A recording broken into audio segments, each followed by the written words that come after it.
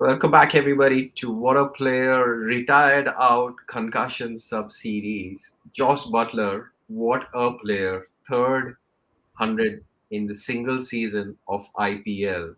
Outstanding, but the last half hour of passage of play between Delhi Capitals and Rajasthan Royals, what was turning out to be a outstanding game and almost heading to my favorite super over. But Vishak, ugly passage of play, and as cricket fans, it does not leave a good taste with us how the game ended. Really, it was really untasteful. Like if you want have to see that last over, whatever happened, I think it was a no ball, but you no way you can do what you did. Like Prashappan trying to recall Roman Powell, Mm. and then like Praveen Amre running out and trying to influence the umpire, and they were all over the place. And even I think Pant was talking to Butler and and there were a lot of things happening. So I think that was totally uncalled for. Like I agree, the umpires should have gone to the third umpire and checked it out. They did not do it, but you have to respect the umpire's decision and move on. That is why umpires are there, actually. So you have to respect that decision, and you have to move on. What they did was completely distasteful in the context of the game, and it literally took the sheen of the game. And even if that break, right, actually, I think helped Obed McCoy regroup. And I think even Roman Powell would have lost his concentration of after what all happened after hitting those three sixes. Absolutely. And just one clarification for you, Vishak. Umpires should have gone upstairs to check no ball. They can only do that as per rule when there is a dismissal.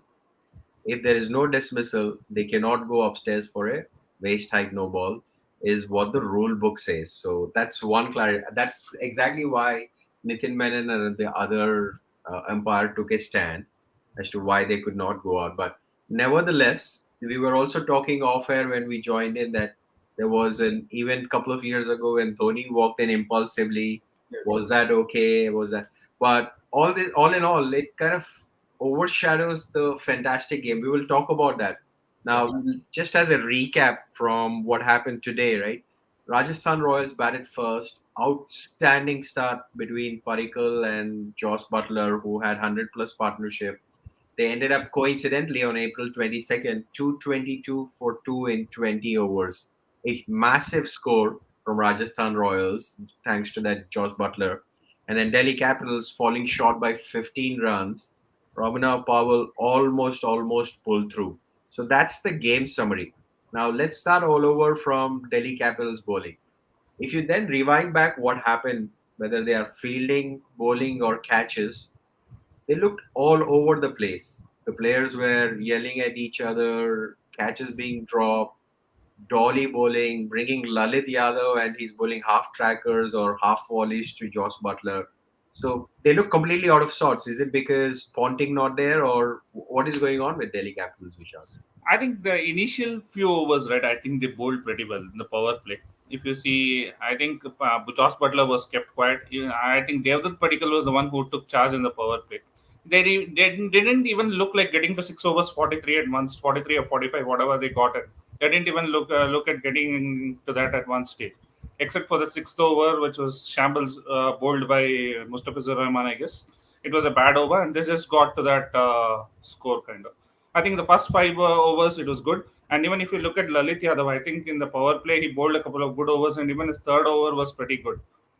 And I think he didn't deserve a fourth over, but I don't know what made him give him the fourth over. Maybe because Kuldeep and Aksar, he was not confident with them of bowling 4 overs with them because they were expensive. But again, there was one miscalculation I felt which Pant did. Shardul Thakur had bowled 2 overs for 9 runs, and he did not complete his quota. Maybe he could have given 1 over there of Shardul Thakur and kept 1 over for the death. So I think that was one miscalculation rather than giving that to Lalit Yadav or something. Because Shardul Thakur can bowl in the middle overs. That is one miscalculation I think he did. But when it goes wrong, it completely goes wrong for you. So that's what happened. And they were all over the place, as you said, Sumit. Absolutely all over the place. And you are right. We have seen time and again, even in the last IPL, we have seen Pant making rookie captaincy mistakes of not using the full quota of overs or forgetting that player bowlers have. But I think they gave way too many runs in the last 3 or 4 overs as well. Granted that 10 per over was even though high, but anything around 205, 200, this game would have been Delhi Capitals with the kind of pitch and the ground they're playing, Vishal. Definitely, I think at even at one point of time, right after they got that Padikals wicket, the next 2 overs I think were little quiet. Until the 18th over, they almost kept them quiet, and even the run rate had nudged below 10 until then. So the last 2 overs were really bad. I think where they could have restricted between two, as you said, 200 to 205, they gave away around 15 runs more, and that 15 runs actually kind of made the difference at the end. If you see the scoreline, so I Absolutely. think. Yeah, definitely. I think the last 2 overs made a difference, and they did not bowl well in those last 2 overs. Even Shardul Thakur in the last over, I think, went for around 20 runs. So all this kind of things, and last 2 overs, I think they gave around 40 runs, the 35 to 40 runs. I think that is what made the difference at the end. Absolutely. And from perspective of Delhi, Ravi's also making a point, which I think he's being pretty straightforward. But Kuldeep Yadav had an off day today, and if not for those three good man of player of the match awards of Kuldeep Yadav, Delhi seems to be struggling this season. Though the paper, the team and squad is okay, but their form seems very very scratchy. So I think the result reflect their form. I think I spoke about Kuldeep Yadav already. I think in one of the games when he was the man of the match, he's not the old Kuldeep Yadav yet. He's trying to fire it in, and today that firing it in actually kind of backfired for him, because when you're firing it in, you're actually not bowling fuller and you're bowling at a good length. And if you are in a absolute belter like what it was today, batsman will just go onto the back foot, wait for your bones, wait for the bones, and just smack it, play it as a short ball. That's what happened today to him. He was not flighting the ball; he was bowling it flatter, and batsmen were just sitting on the back foot waiting for his deliveries. Yeah. So that is a problem with him. And I think this is exactly the point I had made when he had got man of the match in one of the games as well. He is not the old Kuldeep Yadav. He has a long way to go. But I think Chahal, the way he is bowling, absolutely fantastic. The way he's flighting the ball, he's anticipating the batsman, actually, what he would do. And even couple of days, I was very impressed with the way Chahal is bowling. And that makes me more and more intriguing that RCB didn't actually retain him. We'll come to Chahal, but we should dedicate some time talking about Jos Buttler's outstanding innings. 116 runs out of 65 deliveries. He's third of the season in IPL. Becomes only the second player, Vishak, to make 3 tons in an IPL season after all-time great Virat Kohli. And Butler's total orange cap tally, I think, is around 491 runs, if I'm not wrong. Yes, it's 491. Yeah, which is, I think, over 150 runs far away from KL Rahul. Now, Syed was asking in our WhatsApp group, is Butler 2022 IPL form a Virat Kohli 2016 973 runs? So far, he has been doing pretty well, but whether he can carry it and carry that form into the second half will be something which we'll have to see. Because I think as we go on, the pitch will most of the pitches, because we are playing in only 4 games, right? 4 venues, so the pitch will get a lot slower. So how he adapts, usually Butler is a kind of player who likes these kind of pitches where the ball comes onto the bat and he can hit through the line. When the pitch gets slower, how will he adapt? That will determine how long he goes. But I think he's way ahead in the orange cap race. And if he continues this way, 7 matches, 491 runs, almost 500 runs halfway through the tournament. If he continues like this, I think it's going. And the Virat Kohli's record definitely is in danger. But I still feel we don't have to worry because the pitches are getting slower, and Butler definitely will have a kind of a string of low scores in between. Yeah, it's I think it's around 7 matches more to go, but I would think far stretched Kohli's record, but we never know. Now let's look at the Delhi Capitals batting. Shaw and Warner started magnificently well. They had a fantastic power play, but I'm not saying this because he's ex Sunrisers and he didn't leave us in good terms. But what was Warner thinking? He was not walking when he had a thick edge. Have you noticed that, Vishal? Yes, I think he just wanted the umpire to give the decision. I don't think it is wrong. It is wrong. He wanted the umpire to give the decision. But after the umpire gave the decision, I was not sure why he was staring at the umpire. That Exactly. was something which I was amused at. But he was. not wrong actually waiting for the decision, because it's umpire's decision is finally was waiting for the decision. If the umpire had given not out, the bowling team had the option to go for the review. So Yeah, I think he was right in standing his ground, but the staring part I was a little amused why he did that. Yeah, and again talking about just Jos Buttler, I think we missed one part in his innings kind of. The way he started today, I think he was not timing the ball pretty well. At the initial part of the innings, he struggled. I think Khalil bowled pretty well to him, and initially he weathered that storm. Like he did not throw away his wicket. In the first 5 overs, he was just 14 runs or something like that, and then he started smashing them all around. And it didn't look like he would score that much at one point of time when he was struggling, and all of a sudden he just started smashing them all around. So like it's just he backed his talent, he backed his ability to actually kind of make up at the end if he even plays some dot balls. So credit to Butler on that. absolutely. And Delhi Capitals batting, we continue. For some godforsaken reason, they picked Sarfaraz. I don't know what is his role in the team. I get it that domestic performances are great. He did not contribute. Then they sent Lalit Yadav above Romano Powell. Again, similar to how we were talking about Pollard. If he had extra 1 over, he would have won the game for Mumbai. Isn't it the case of, again, batting order? Not they are leaving too late. The Stoinis, Romano Pauls. I was okay with Lalit Yadav coming in at least, but Akshar Patel and Thakur ahead of Roman Powell, that is definitely a questionable strategy. And what were they thinking of Roman Powell? Were they expecting him to just come out and do a miracle or what? And he is completely out of form. Actually, is not your informed player. Even somebody like a Russell, if it is 3 overs 51, so Russell or AB de Villiers at their prime, they would not do it 10 out of 10 times. Maybe they would do it 6 out of 10 times, even in their prime. So it is, Well, he almost pulled off a miracle, right? He played 15 balls, we shot. His total score was 36. Five yes, definitely. sixes. Yeah, definitely. But they were expecting him to pull off a miracle, which does not happen each and every day. But if he had come in when Taco had come in, the situation would have been different. Definitely different. He would have got more time.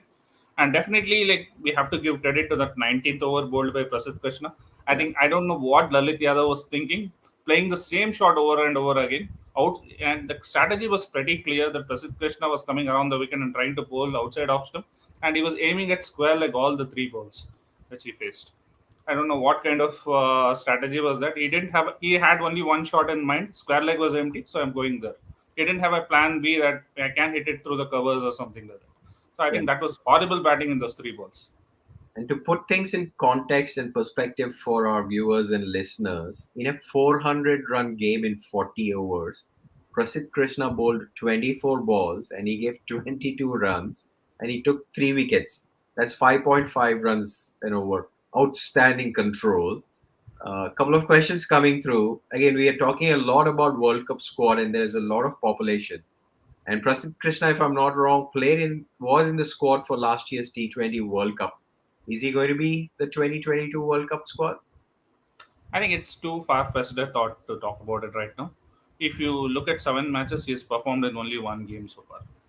So I think he bowled pretty well. It's too far fetched the thought. You don't pick a player just for performing in a match.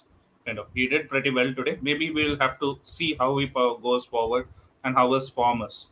See, if somebody would have performed like a Chahal, if you see in 7 matches, he's performed consistently. Then you can think of talk about the like chances of the World Cup squad. Just because somebody performed in a game, it is like too far fetched the thought. So I'm not taking credit of him today. He bowled pretty well. He actually kind of won them the game today. Like gave them the chance to act. They gave Obed McCoy 36 runs to defend, because even he just had one ball. Like he just had to bowl one good ball. Then they would have won the match with 36 runs actually. So I think he gave that cushion to Obed McCoy with that wonderful over. So credit to him, but I think it's too far fetched. They thought at this moment thinking about the World Cup squad. Absolutely. And then we are also talking about the fifth bowler of Rajasthan Royals. There's one comment in our Facebook group, Shrikant Gattu had made, which is absolutely right. And now thinking back, if you look at the last 4 or 5 seasons, Vishal, Rajasthan Royals, the first half of their tournament, usually every season is they're absolutely top notch. They are in top four, they are top five. But as the tournament goes and we get to the later halves, they're gassed and steam starts to go down. And that's primarily attributing to this point which Ravi made. You look at McCoy and Parag, in 4 overs, they gave 70 plus. That's 24 balls. That's going to be a huge problem when you come to close games. I still understand. I don't understand what is Parag's role actually in the team. They can easily play Jimmy Neesham for Parag and get the other bowler Kuldeep Sen for Obed McCoy. That way, you are actually having an extra bowler as well. You but because at least Jimmy Neesham can give you at least even 2 overs somewhere in the middle if required, and even your batting is also strengthened. I don't know what Parag is doing at number 6.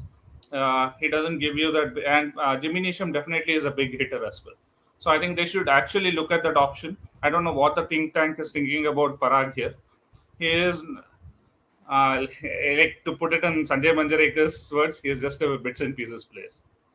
Okay. Parag, I think they're not using well.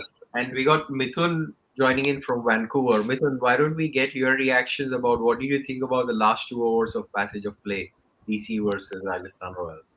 Yeah, I personally was thinking that it might be a gully cricket which was happening. I think I've never seen a coach entering the field and interrupting the game, which was unusual and not for someone like Praveen Amre with so many years of experience of coaching so many teams across the world, and also who is an experienced player. And it was complete childish thing again from Rishabh Pant.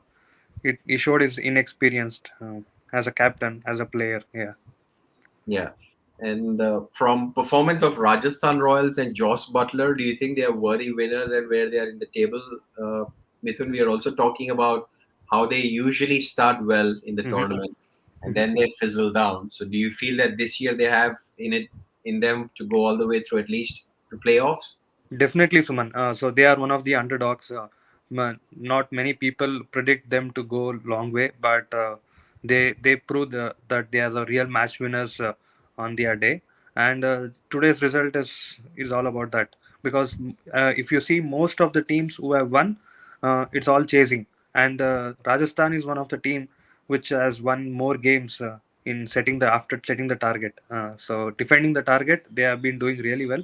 They have the bowlers and they have the batters, so they are one of the well balanced team this year, and they will go into surprise few more teams now. Yeah. And they're the way If they I are just to putting up. add to Mithun's comment, they have won all their 5 games, which they have Hmm. won batting first.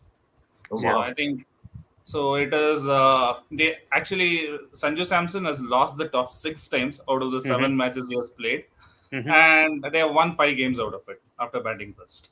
Right. Yeah, absolutely. I did not know that they finished 5 games, but still, I mean, credit to them. They're putting up a big score, 200 plus scores. Their net run rate is going well. Even if they're winning by 10 runs, net run rate is definitely on an upside. So interesting times coming through. This definitely jiggles up a little bit of concern on the points table for Delhi because this was crucial game for them. Let me bring up the points table. Vishak, from points table perspective, Rajasthan Royals go to the top of the table. 7 wins, 7 played, and 5 wins. Two on the trot. As I said, net run rate on positive. Then Gujarat Titans on 10. They have a game in hand. RCB on 10 with 7 games, and Lucknow Super Giants, SRH on 8 each. So, what does this mean to Delhi Capitals' chances, Vishak? Delhi Capitals, I think they had a game in hand compared to the other teams. Now they are on even terms with the other teams, and they're still on 6 points. They are actually kind of on the back foot at the moment compared to the top 5. So they have a lot of things to catch up. I think their bowling is not coming together. If you see, even uh, Andrik Notke actually, he has been benched after one game. I'm not sure if he's fully fit or because he was played for one game and then again he's benched. So that's not good if you have retained a player paying around 6.5 crores for him. So I think that is something which is actually a problem for them. They are not, and Mustafizur is not performing to his level. He's been expensive and is not picking up wickets. So the bowling of Delhi is actually a concern. Even though in the last game I think somehow their spinners actually clicked and actually won them the game. But overall, I think if you look at the overall tournament, their bowling is actually shambles at this moment. Absolutely. And Mithun, from Mhm. Rajasthan Royals perspective, I think they are well on course. Another three more victories, and they should be. And Mhm. Ravi's question about if Jos Buttler fails, is there a gap in batting lineup of Rajasthan Royals?